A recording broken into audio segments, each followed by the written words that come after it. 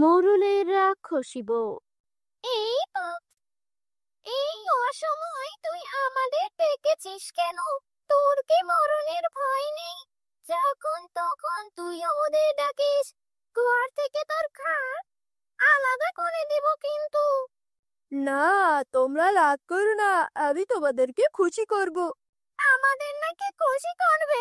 বেশ, তবে বল, কেন ডেকেছিস আমাদের? আমি পৃথিবীর সবচেয়ে শক্তিশালী তান্ত্রিক হতে চাই। দয়া করে তোমরা আমাকে সাহায্য করো। শখ দেখে বাঁচি না। এই পেতনি দেরি না করে ওর খাটটা মুটকে দে তো। ওর সাহস অনেক বেড়ে গেছে। আহা, তোমরা রেগে যাচ্ছ কেন? বললাম তো, আমি তোমাদের খুশি করব। তোমরা যা চাইবে আমি তোমাদের তাই দিব। সত্যি বলছিস তো? যা চাইবো তাই দিবি? হ্যাঁ, সত্যি বলছি। বলো, কি চাও তোমরা? 10টা 5 থেকে 10 বছরের বাচ্চা চাই। তুই যদি আমাদের 10টা বাচ্চা খাওয়াতে পারিস, তাহলে তোকে আমরা পৃথিবীর সবচেয়ে শক্তিশালী যান্ত্রিক বানিয়ে দেব। আমার বাচ্চাদের মাংস খেতে খুব ভালো লাগে। বেশ, তাই হবে। যত তাড়াতাড়ি পারি আমি সেই ব্যবস্থা করব। তোমরা তাহলে এখন এসো, আমি ব্যবস্থা করে তোমাদের ডাকবো। গিন্নি, কলসি হাতে তুমি চললে কোথায়? কুয়া থেকে পানি আনতে যাচ্ছি। সে কি কথা! আবার লেটেল থাকতে তুমি পানি আনতে যাবে কেন? পানি আনা তো অজুহাত মাত্র। আসলে সকালে কুয়ার ধারে গ্রামের সবাইকে আমার ক্ষমতা দেখাতে চাই।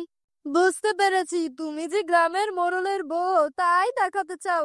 হ্যাঁ, আমি আসি। এই লেটেল, হিসাবগুলো নিয়ে আয়। এত বড় একটা গ্রাম, কিন্তু একটা মাত্র কুয়া। সকাল সকাল পানি নিতে এলেও বেলা গড়িয়ে যায়।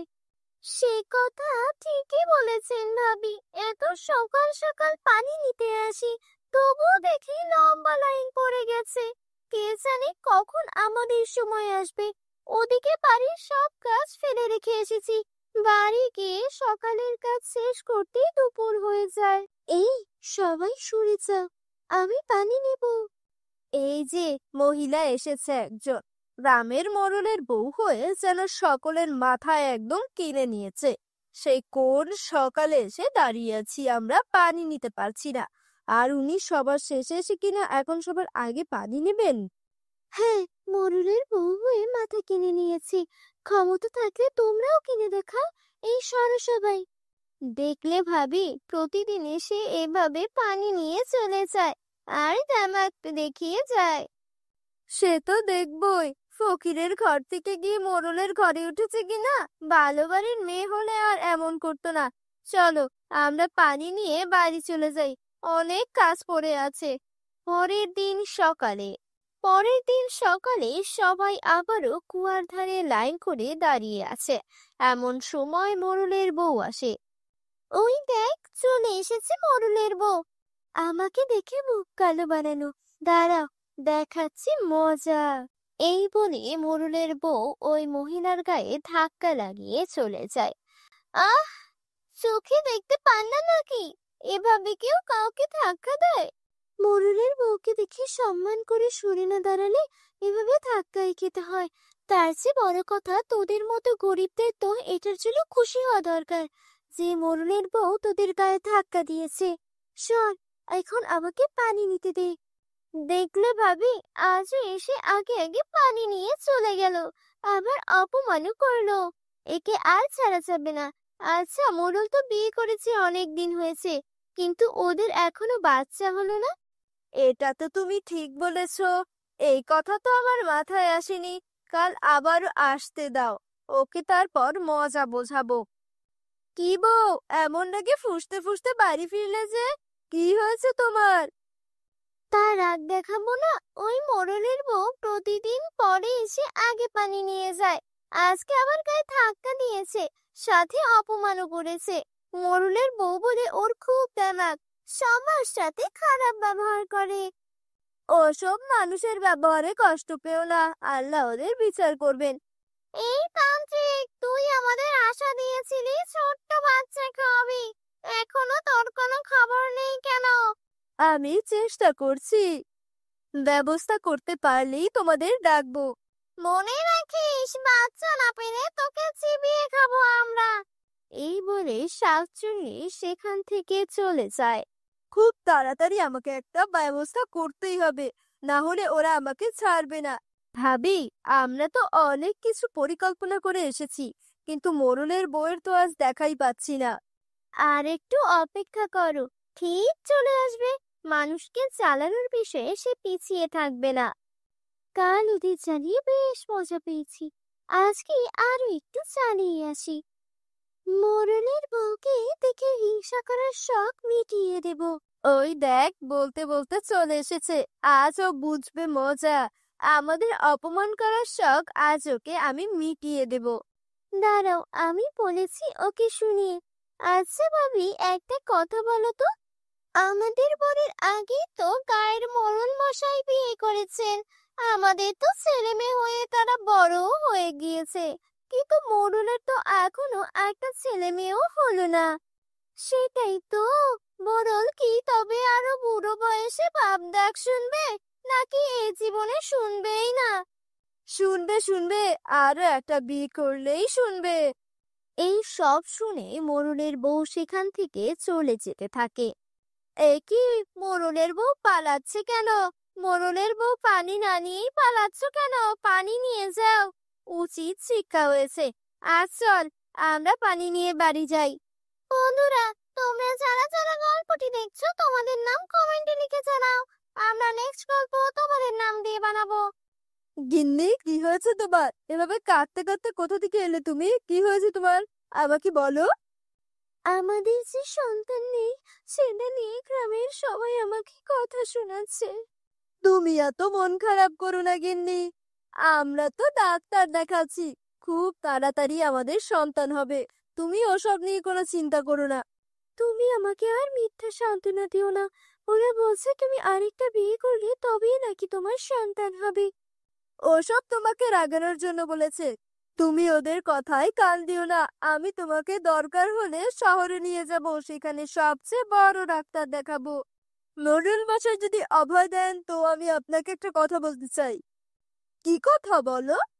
আপনি তো জানেন গিন্নির সন্তান হবে না, কতই তো চিকিৎসা করালেন, আর আপনারও তো বয়স বাড়ছে। আর তার চেয়ে ভালো সময় থাকতে আপনি আরেকটা বিয়ে করে নিন। তুই আমার অনেক কাছের মানুষ, তাই এ কথা শুনেও আমি তোকে কিছু বললাম না। কিন্তু আর কোনোদিনও যদি এমন কথা উচ্চারণ করিস, তবে আমি তোকে দেখে নেব। আমার গিন্নিকে আমি অনেক ভালোবাসি। মাফ করবেন মোড়ল মশাই। পরদিন সকালে গ্রামের মহিলারা আবার পানি আনতে যাচ্ছে। কাল মোড়লের বউকে অপমানের শোধ দিতে পেরে খুব মজা লেগেছে। যদি আজ আবার আসে তবে আজকেও তাকে অপমান করব। ঠিক আছে, চলো। কই, সে তো আর এলো না। কাজে অপমান হয়েছে, আসবে কি করে? তা যা বলেছ, তবে সে না আসলেও আমরা যাব। তারপর তারা দুইজন মিলে মোড়লের বাড়িতে যায়। এ কি, আমার বাড়িতে তোমাদের কি চাই? কালকের ব্যবহারের জন্য ক্ষমা চাইতে এসেছি নিশ্চয়ই। ক্ষমা চাইতে কেন আসবো? আমরা কি ভুল কিছু বলেছি? আমরা তো এসেছি আপনাকে দেখতে। এসে মোড়লের বউ প্রতিদিন আসে, সে আজ এলো না, কিছু হলো কিনা তাই দেখতে এলাম। আমি তো ভাবলাম একদিনে আবার মা হয়ে গেল কিনা, তা আসি। আপনি তো দেখি ঠিকই আছেন। এই চল। গিন্নি, ওরা এসেছিল কেন? আর তুমি এভাবে কাঁদছো কেন? ওরা কাল ওখানে অপমান করেও থামেনি, আজ বাড়িতে এসে আবারও আমাকে অপমান করে গেছে। এই অপমান আমি আর সহ্য করতে পারছি না। তুমি কিছু কর, না হলে আমাকে আর বাঁচাতে পারবে না। ঠিক আছে, দেখি কি করা যায়, তুমি ঘরে যাও। তারপর মোড়ল মন খারাপ করে বসে থাকে। তখন লেঠেল বলে, মোড়ল মশাই, আমি একজন তান্ত্রিকের খোঁজ জানি, অনেক বড় তান্ত্রিক, অনেক অসাধ্য সে সাধন করতে জানে। আপনি একবার গিন্নিমাকে নিয়ে তার সাথে দেখা করে আসুন। ঠিক আছে, তবে তাই করব। কালই সেখানে যাব আমরা।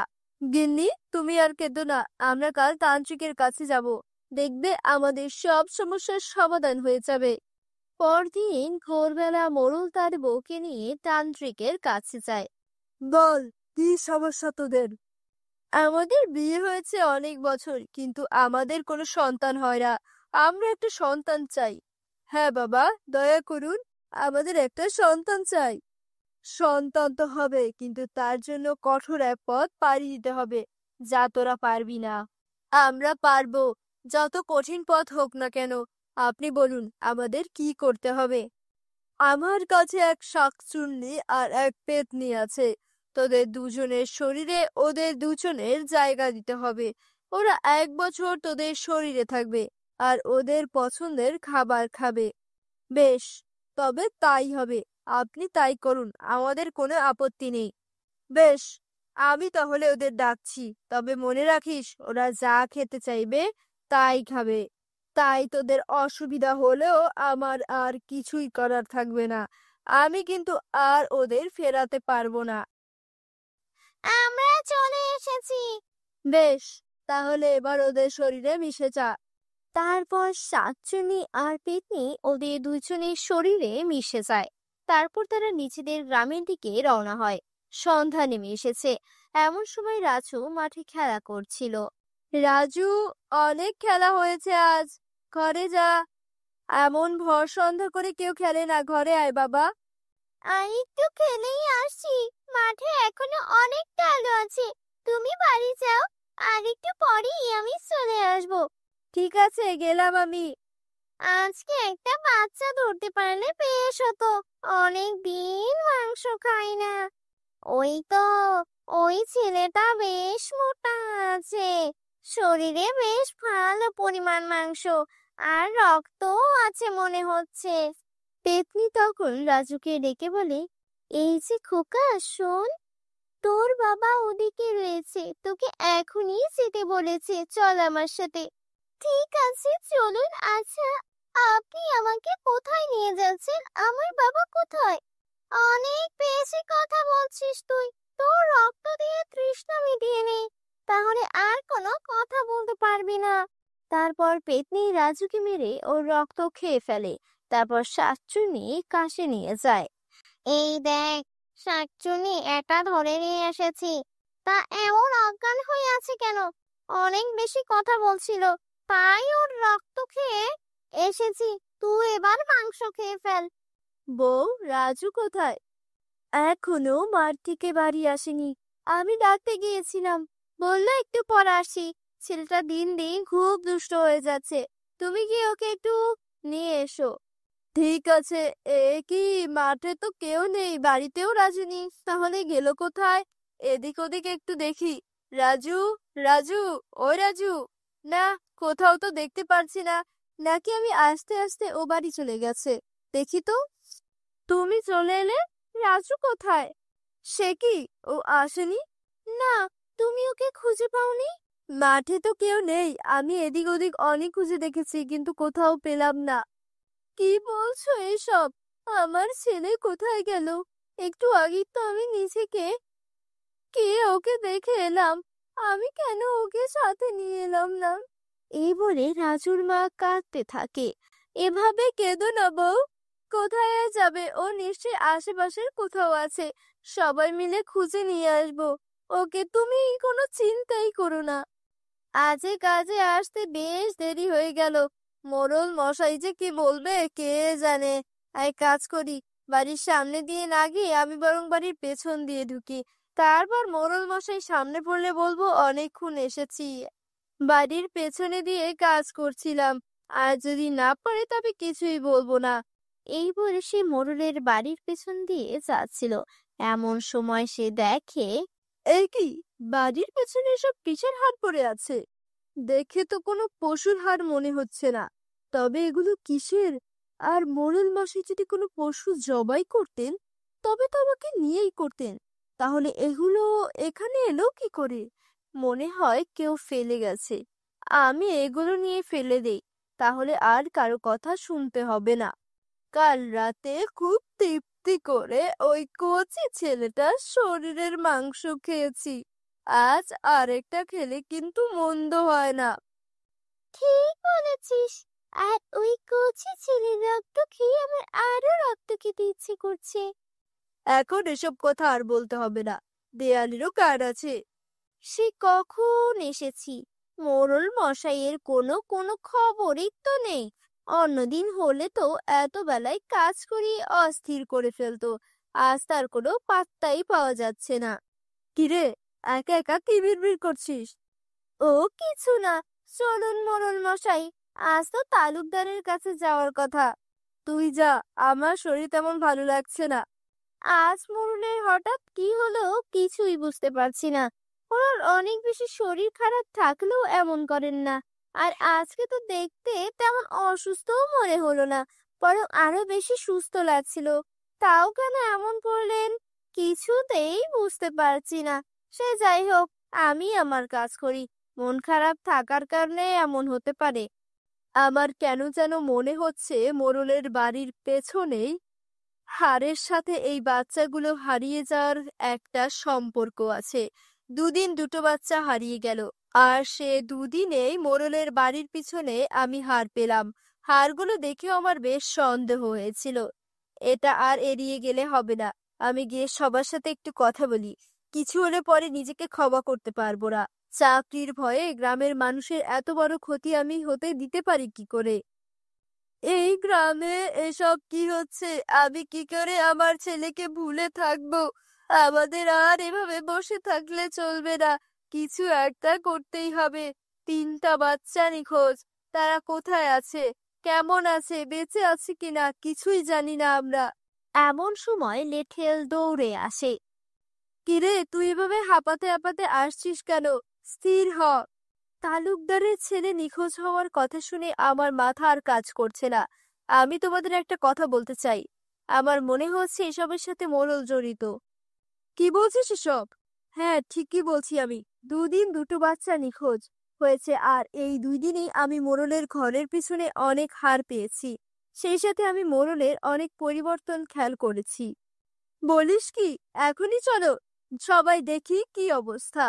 সবাই তখন মোড়লের বাড়ির পেছনে যায়। আরে সত্যি তো, আজও এখানে হাড় পড়ে আছে। তার মানে এদের সন্তান নাই বলে গ্রামের সবার সন্তান খাওয়া শুরু করেছে। চলো, আজ ওদের ছাড়বো না। তখন সবাই মিলে মোড়ল আর তার বউকে ধরে। এই গ্রামে তোদের কোনো জায়গা হবে না। বেরিয়ে যা তোরা। আর যদি কোনোদিন এই গ্রামে তোদের দেখি তাহলে সেদিন তোদের মেরে ফেলবো। আমরা তো বুঝতে পারছি, কিন্তু আমাদের সাথে শাকচুনি আর পেতনি আছে। ওরা এই কাজগুলো করেছে। তাহলে এবার আমরা কি করব? তান্ত্রিকের কাছে চলো, দেখি কোনো উপায় করা যায় কিনা। কিরে, তোরা এখনো এসেছিস কেন? তোদের তো 1 বছর পর আসার কথা। বাবা, আপনার শাকচুনি আর পেতনি 3জন বাচ্চাকে খেয়ে ফেলেছে। আর গ্রামের লোকেরা আমাদের মেরে গ্রাম থেকে তাড়িয়ে দিয়েছে। আমাদের সন্তান চাই না। আপনি ওদের ফিরিয়ে নিন। না না না, তা হবে না। না না, তা হবে না। আমি তো আগেই বলেছিলাম, একবার দিয়ে দিলে আর সম্ভব না। এখন উপায় কি আমাদের? তান্ত্রিক তো কোনো উপায় বলে দিল না। এবার তাহলে আমাদের কি হবে? আমরা যেখানেই থাকি ওরা আমাদের দিয়ে মানুষ মারবে। নিজেদের সন্তানের লোভে আমরা অনেক বড় ভুল সিদ্ধান্ত দিয়ে ফেলেছি। তাই এর মাসুল এখন আমাদের দিতে হবে। কি বলছো তুমি? এসব আমরা কি করব তাহলে? এখন শাকচুনি আর পেতনিকে বলবো আমাদের খেয়ে ফেলতে। তাহলে ওরা আমাদের ব্যবহার করে মানুষের ক্ষতি করতে পারবে না। আমরা আমাদের লোভের মাসুল দেব। তুমি আমার জন্য জীবনে অনেক কিছু করেছো, তাই তুমি যা বলছো তাই হবে। এখন সন্ধ্যা নেমে এসেছে, চলো লুকিয়ে আমাদের বাড়িতে যাই। জীবনের শেষ নিঃশ্বাস ওখানেই ত্যাগ করব। কি রে, তোরা আমাদের দেখেছিস কেন? আমরা চাই তোমরা আমাদের দুজনকে খেয়ে তারপর অন্যদের খাও। বলিস কি? তাহলে আর দেরি কেন? চল শাকচুন্নি, আর দেরি না করে ওদের খেয়ে নে। কচি মাংস খেয়ে খেয়ে মুখ পাঞ্চি হয়ে গেছে। হ্যাঁ, তাই কর, দুটোকে একবারে খেয়ে নেব। তারপর তারা মোড়ল আর তার বউকে খেয়ে ফেলে। এই হুজুকের মাথায় আমরা এটা কি করলাম? ওরা তো আমাদের বোকা বানিয়ে দিল। কি বলছিস? বোকা বানানো কি করে? আরে ওরা তো মরে গেলে এখন আমরা বাকিগুলো কান খাড়ে ভর করে খাবো। তো কি হয়েছে, ওই তান্ত্রিককেও আমরা খেয়ে নেব। তাহলে আমাদের কাছে আর কোনো শক্তি চাইতে পারবে না। কিরে তোরা, এখন এখানে কেন? আমরা এখন তোকেও খাবো, ওদেরও খেয়েছি। আমি কি করলাম? আমার লোভে এতগুলো প্রাণ চলে গেল। আমি শক্তিশালী না হতে চাইলে এত জীবন চলে যেত না। আর আমারও আজ এভাবে প্রাণ হারাতে হতো না। এজন্যই বলে, লোভে পাপ, পাপে মৃত্যু। বন্ধুরা, তোমরা যারা যারা গল্পটি দেখছো তোমাদের নাম কমেন্ট বক্সে কমেন্ট করে জানাও, কারণ তোমাদের নাম দিয়ে তৈরি হবে আমাদের পরবর্তী কার্টুন ভিডিও। ভিডিওটি ভালো লেগে থাকলে চ্যানেলটি সাবস্ক্রাইব করে দিও। সন্ধ্যা ধীরে ধীরে নামছে, আকাশ ঢেকে গেছে মেঘে। গরমের 1 মাস পর হঠাৎ দুপুরে বৃষ্টি নামছে। পুরো গ্রাম যেন একটা স্বস্তির নিঃশ্বাস ফেলছে, কিন্তু বৃষ্টির পর মেজাজটা মধুর অন্যরকম। গ্রামের এক প্রান্তে 3 বন্ধু, ফিরোজ আর রমেশ আর মিঠু, ছোট্ট একটা চা দোকানে বসে আছেন। একটা অদ্ভুত মেজাজ।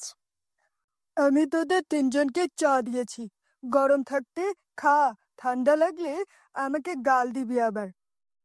বড় লোক, যদিও তোমার চা ঠান্ডা হলে গলা দিয়ে নামবে, কিন্তু একটু জুড়ে জুড়ে খেতে হবে। আজকে তো তোর মুখে হাসি ফোটা লাগছে, আগের কয়েকদিন ধরে তো একদম মন খারাপ লাগছিল। ভাবছিলাম আবার কোথাও ঝগড়া করলে নাকি। এমন বৃষ্টিতে গরম চা খেলে দেহ গরম থাকে। আগে তো আমি খেয়ে যেতাম, এখন ভাবতে হচ্ছে দুটো কিনবো কিনা। আমার দোকানের অবস্থা খারাপ। হঠাৎ রমেশ বলে উঠল, আচ্ছা, বিড়ির যে দাম বেড়েছে শুনেছিস তোরা? আজ বাজারে গিয়ে দেখি 1 প্যাকেটে 5 টাকা বেড়েছে। কি বলিস? এত দাম বাড়লে গরিব মানুষেরা বাঁচবে কি করে? চার সাথে একটা বিড়ি, এটাই তো জীবনের শান্তি। আগে তো 10 টাকায় 3টা খেতাম, এখন একটা কিনে আরেকটার চিন্তা করতে হয়। আমার দোকানের কেন বেচার অবস্থাও খারাপ। আগে একটা খেত, এখন অর্ধেক ফুকেই রেখে দেয়। হঠাৎ সেখান থেকে মিঠু উঠে দাঁড়ায়। রমেশ বলে, কি রে ভাই, মিঠু হঠাৎ উঠে দাঁড়ালি যে? আমি একটু পেছনে যাই, হঠাৎ ডাক পড়েছে যে আবার। বেটা, 1 কাপ চা খেয়ে ডাক পড়ে যায় তোর? আরে ভাই, চুপ কর তুই এবার, দাঁড়া, আমি পাশে জঙ্গল থেকে কাজটা সেরে আসি। এই বলে জঙ্গলের দিকে চলে যায় মিঠু। ধীরে ধীরে ঝোপঝাড়ের মধ্যে গায়েব হয়ে গেল। এদিকে ফিরোজ আর রমেশ চা খেতে খেতে গল্প করে চলল। সময় কেটে যেতেই থাকলো, কিন্তু মিঠু ফিরল না। চারিদিকে একটু নীরবতা ছিল। ফিরোজ একটা শ্বাস ফেললো আর বলল, ওরে রমেশ, বেশ কিছুক্ষণ তো হয়ে গেল, ছেলেটা এখনো আসেনি, ওর কিছু হলো নাকি আবার? আমিও ভাবছি অনেকক্ষণ ধরেই তো গেল, কিন্তু এখন আসলো না, আমার চিন্তা হচ্ছে। এত রাতে কে যায়? রমেশ, তুই এক কাজ কর, তুই একটু গিয়ে দেখে আয়। চল, এক কাজ করি, 2জন মিলেই যাই।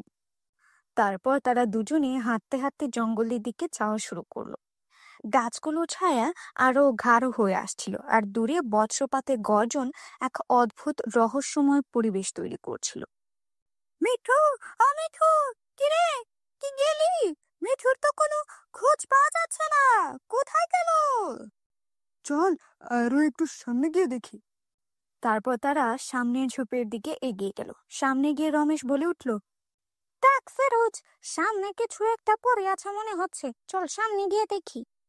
তারপর তারা সামনে গিয়ে দেখে মিঠুর নিথর দেহ পড়ে আছে। তারা দুইজনেই অবাক হয়ে দাঁড়িয়ে যায়। তাদের দুইজনের গায়ে কাঁটা দিয়ে উঠে। রমেশ বলে উঠল, একে মিঠুর অবস্থা, এই অবস্থা হলো কি করে? মনে হচ্ছে মরে গেছে। তখন ঝোপের মধ্যে থেকে কি যেন একটা নড়ে ওঠে আর অদ্ভুত এক শব্দ করে ওঠে। ব্যাপারটা সুবিধা লাগছে না রে রমেশ, মনে হচ্ছে ঝোপের মধ্যে কিছু একটা আছে, কোনো ভয়ানক জীবজন্তু হতে পারে। চল এখান থেকে। এক মুহূর্তে তাদের উপর আতঙ্ক নেমে এলো। সব দিকে ভয় ঘিরে ধরে তাদের। একে অন্যকে তাকিয়ে একটা শব্দ না বলেই তারা দ্রুত হাঁটতে শুরু করলো। টর্চের আলো ঝলমল করছে, শুকনো পাতা আর ডালপালাগুলো তাদের হাতে ভেঙে পড়ছে। ঝোপঝাড় ঠেলে তারা দৌড়ে চা দোকানে ফিরে গেল। ওই জায়গায় কিছু একটা ছিল, আর সেটা মানুষ ছিল না ফিরোজ। কি হয়েছে তোর? এমন চোরের মতো কাঁপছো কেন? মিঠু, মিঠু মারা গেছে জঙ্গলে।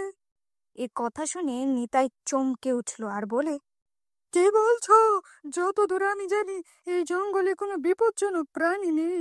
দাঁড়া দাঁড়া, একটু আন্দাজ করে নি। কাজ করলে এবার বলো তো, দেরি না করে। পিশাচ, আমার মনে হচ্ছে সে আবার জঙ্গলে ফিরে এসেছে। পিশাচ? কই, এতদিন ধরে তো এই গ্রামে আছি, কোনোদিন তো শুনলাম না কোনো পিশাচের কথা। শোন, আজকে থেকে অনেক বছর আগে গ্রামে একটা পিশাচের উপদ্রব ছিল। তখন গ্রামের হেজারা তাকে জঙ্গলে বন্দি করেছিল। হয়তো কোনোভাবে সে আবার মুক্তি পেয়ে গেছে। মানে, ভূতটা আমার জাগ্রত হয়েছে। আমি নিশ্চিত বলতে পারছি না, তবে তোদের ওই মৃতদেহটা এভাবে ফেলে আসা ঠিক হয়নি। কে জানে এতক্ষণে ওই দেহটার কোনো অস্তিত্ব আছে কিনা। তাহলে আমাদের এখন কি করা উচিত? চল, আমি আছি সাথে। আমাদের এখনই যেতে হবে জঙ্গলে। রমেশ, আমার দোকান থেকে কেরোসিন নিয়ে আসিস সাথে করে। তারপর তারা তিনজন মানুষ মশাল হাতে নিয়ে ধীরে ধীরে অন্ধকার বনের দিকে হাঁটছে। আগুনের আলোয় তাদের ঘামান্ত মুখ স্পষ্ট দেখা যাচ্ছিল।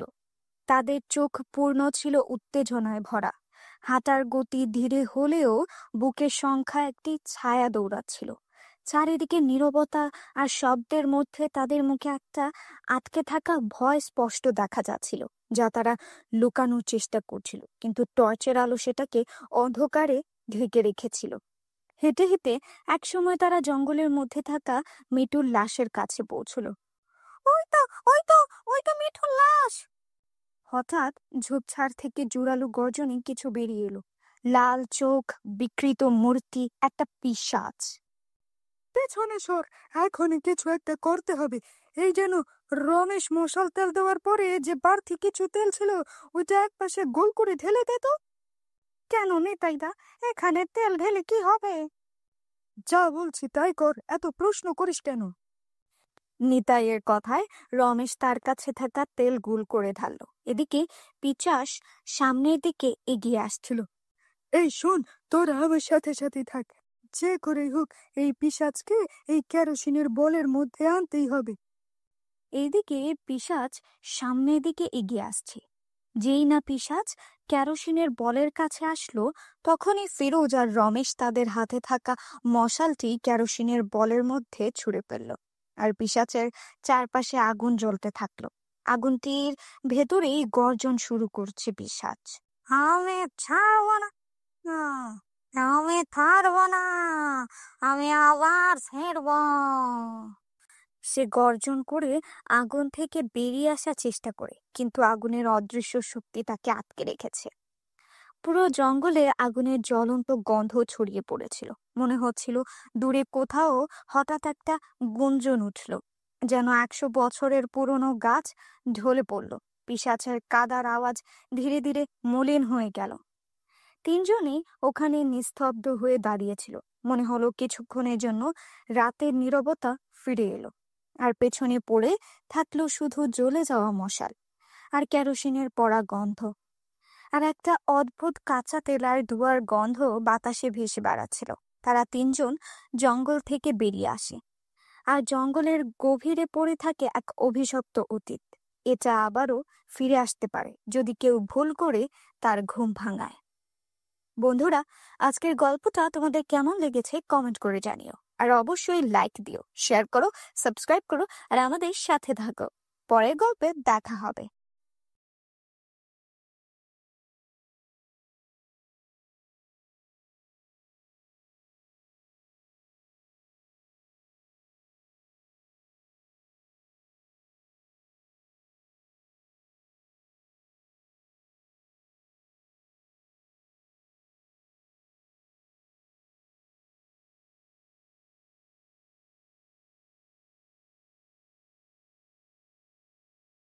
মোরলের রাক্ষসী বউ। এই তো, এই অসময় তুই আমাদের ডেকেছিস কেন? তোর কি মরণের ভয় নেই? যখন তখন তুই ওদের ডাকিস, ঘর থেকে তোর খাট আলাদা করে দিব কিন্তু। না, তোমরা রাগ করো না, আমি তোমাদেরকে খুশি করব। আমাদের নাকি খুশি করবে? বেশ, তবে বল, কেন ডেকেছিস আমাদের? আমি পৃথিবীর সবচেয়ে শক্তিশালী তান্ত্রিক হতে চাই। দয়া করে তোমরা আমাকে সাহায্য করো।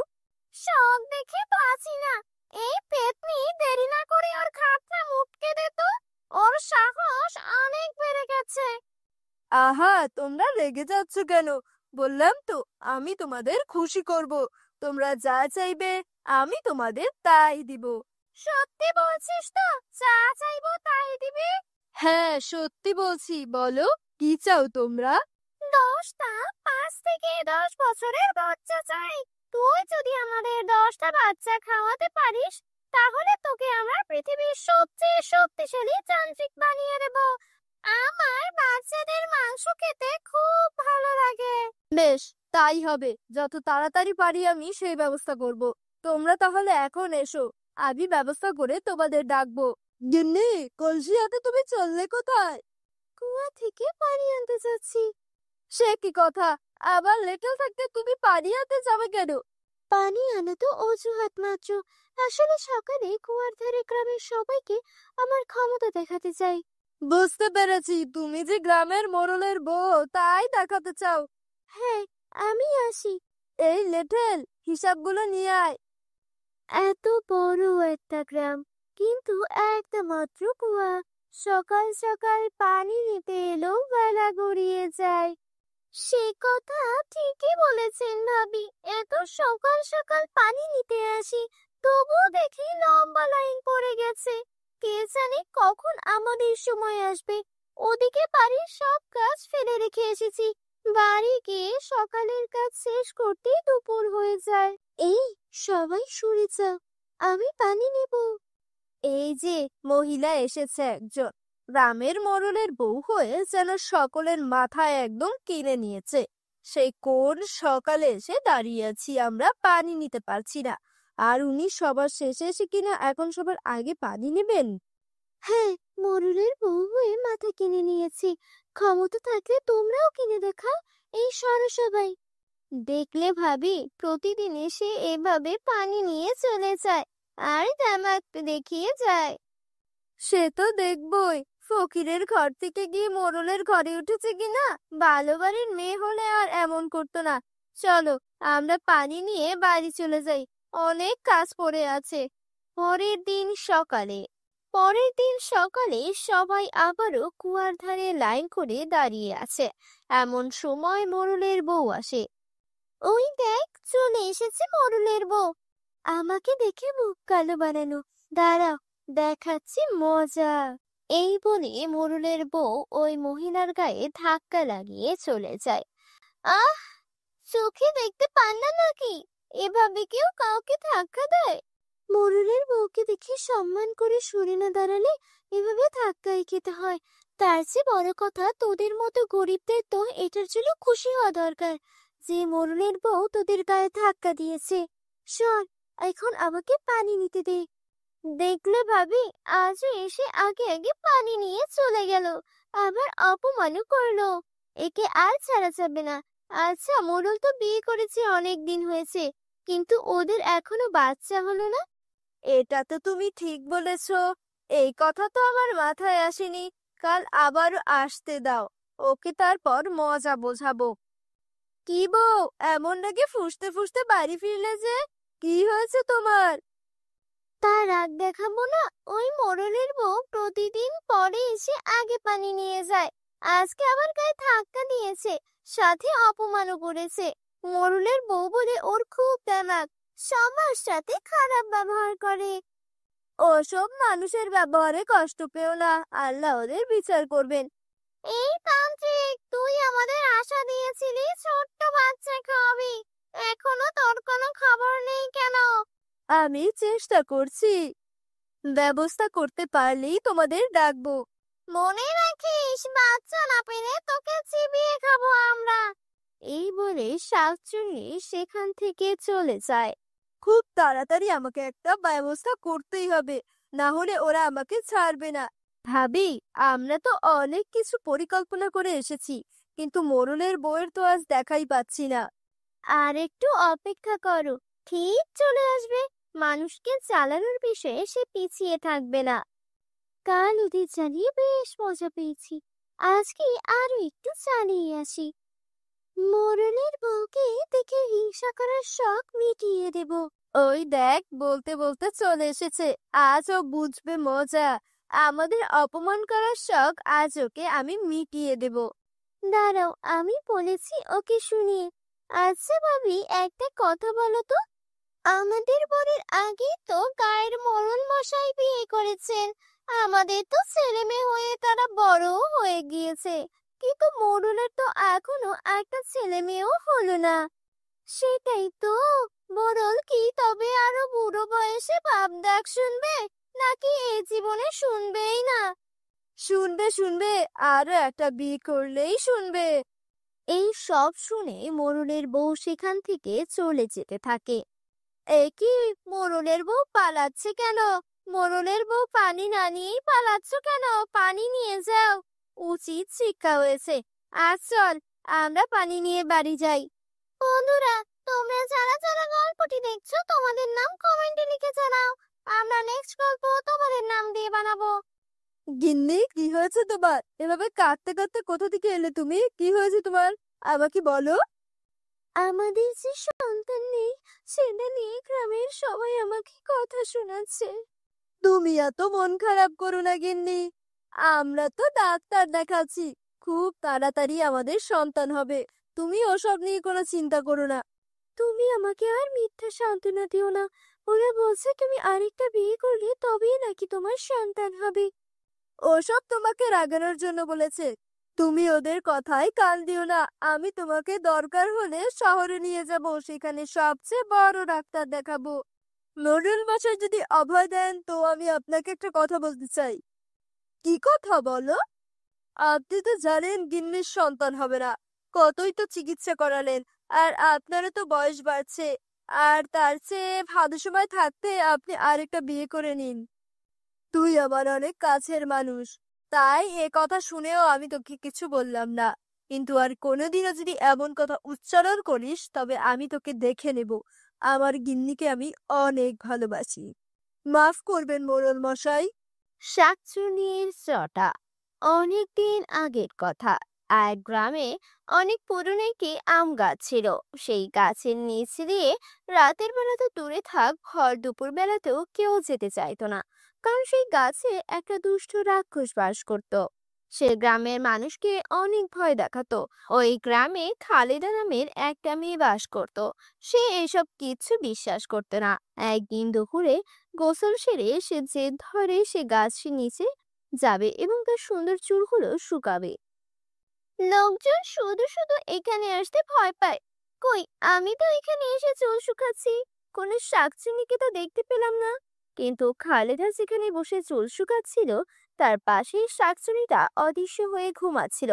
তাই খালেদা তাকে দেখতে পায়নি। হঠাৎ খালেদার চুলের বাড়ি লেগে শাকচুন্নির ঘুম ভেঙে যায়। তখন শাকচুন্নি বলে, এই সময় গাছের নিচ দিয়ে কেউ একা যাওয়ারই সাহস করে না, আর তুই কি না এখানে বসে চুল শুকাচ্ছিস, আবার চুলের বাড়ি লাগিয়ে আমার ঘুম ভেঙে দিয়েছিস। দাঁড়া, দেখ তোর চুলের আমি কি অবস্থা করি। শাকচুন্নি এসব কথা বলছিল ঠিকই, কিন্তু মহিলাটা কিছুই শুনতে পাচ্ছিল না। সে মনের আনন্দে চুল শুকাচ্ছিল। তারপর খালেদা তার গ্রামের দিকে আসতে থাকে, আর শাকচুন্নিটাও ওর পেছন পেছন আসতে থাকে। গ্রামে এসে খালেদা সবাইকে গর্ব করে বলতে থাকে, আমার সাহস দেখেছো? তোমরা যে কাজটি করতে পারোনি তা আমি একাই করেছি। আমি তো কোনো শাকচুন্নিকে দেখতে পারিনি। আচ্ছা, ঠিক আছে, এবার তাহলে তুই মজা দেখ। এই বলে শাকচুন্নির স্বরূপে দেখা দেয় এবং প্রচন্ড বাতাসের সাথে খালিদার চুলগুলোকে জট লাগিয়ে দেয়, আর সেখান থেকে চলে যায়।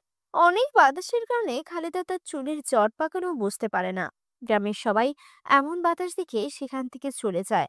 খালেদাও তার বাড়িতে আসে, আর আয়নার সামনে দাঁড়িয়ে দেখে সে তার চুলের অবস্থা। হায় হায়, হে, আমার এত সুন্দর চুলগুলো কার নজর লেগে এমন হলো? আমি এখন কি করব? তোর এই চুলের বাড়ি লাগিয়ে তুই আমার ঘুম ভেঙেছিস, আমার গ্রামের সবাইকে বাহাদুরি দেখিয়েছিস। এখন থেকে আমি তোর সাথে ছায়ার মতো থাকবো। এই বলে শাকচুন্নি হাসতে থাকে এবং খালেদার শরীরে প্রবেশ করে, আর খালেদা কান্না বলে হাসতে থাকে। এদিকে খালেদার কৈশিক নামে এক ছেলে ছিল। সে তার বউ নিয়ে বেড়াতে গিয়েছিল। ওই রাতেই তারা বাড়িতে আসে। এসে তারা দেখতে পায় খালেদা মাথায় ঘোমটা দিয়ে আছে। তারা ঘুরতে না দিয়ে চলে যায়। তারপর তারা সবাই মিলে খেতে বসে। কৌশিক দেখতে পেল তার মা তাকে কিছু না জিজ্ঞেস করে সব খাবার খেয়ে নিল।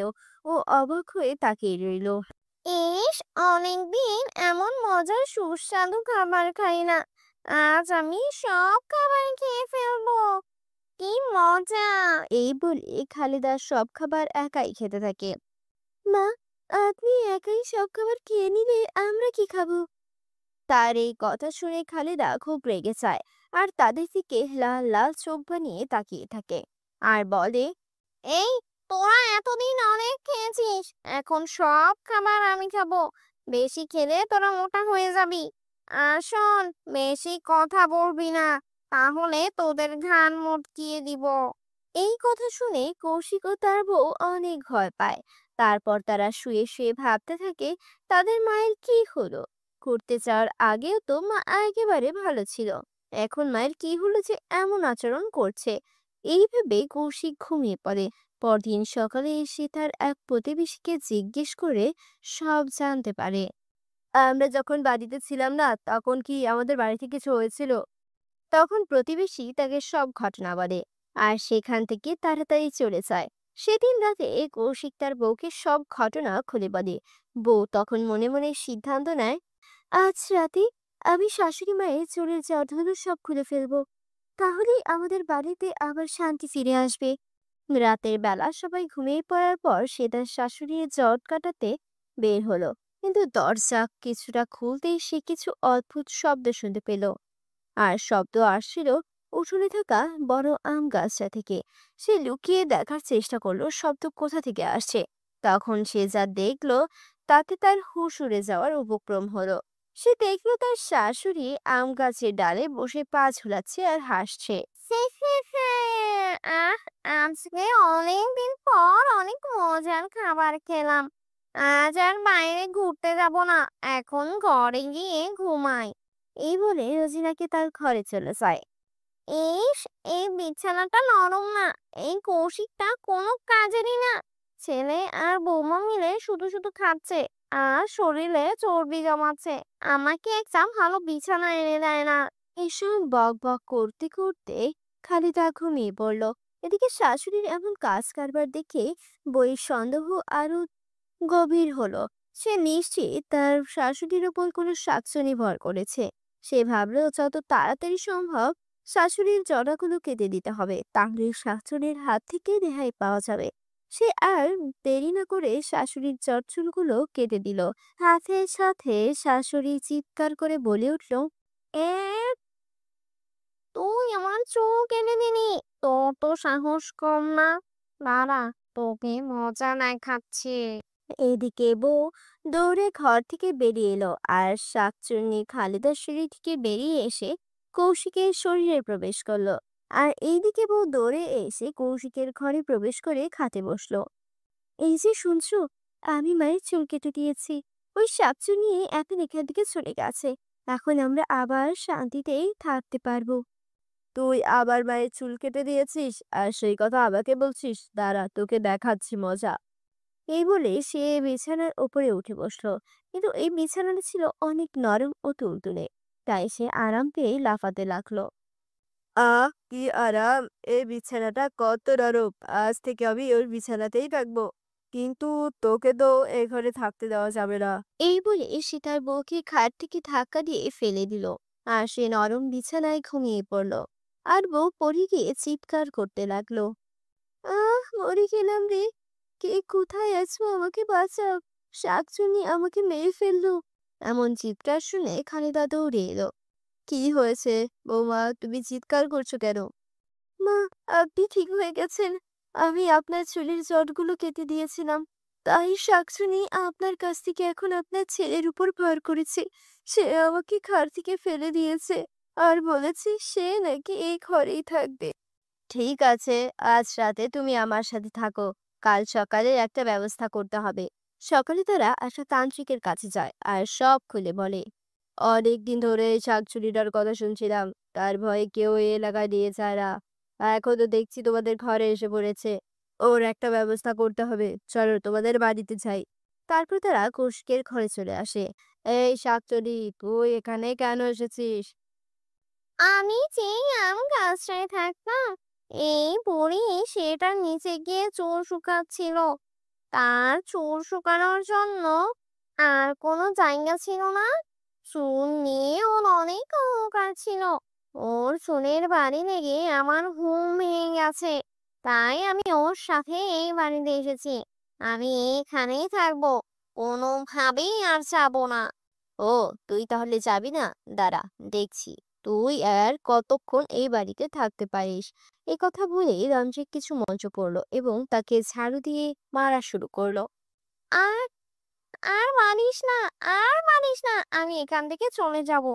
তান্ত্রিক ঝাড়ু পেটা বন্ধ করলো আর সাতশুনি কৌশিকের দেহ থেকে বেরিয়ে হয়ে চলে গেল। এরপর থেকে ওই গ্রামের পাশ দিয়ে আর কেউ যেতে ভয় করতো না। তো বন্ধুরা, আজকের এই গল্পটি তোমাদের কাছে কেমন লেগেছে? গল্পটি ভালো লাগলে চ্যানেলটিকে সাবস্ক্রাইব করে দাও।